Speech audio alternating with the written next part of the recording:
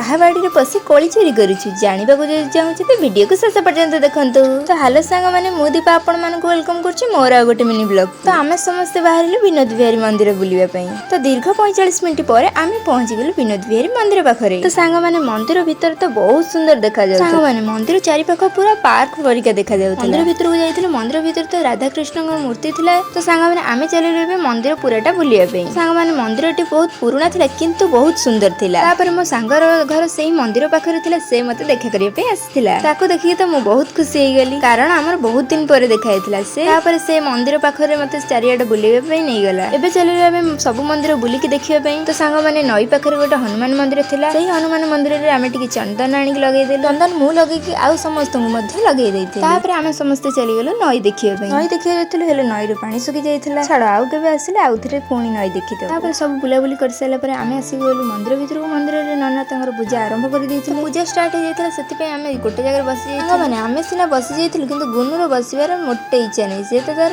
ଖେଳିବାରେ ବ୍ୟସ୍ତ।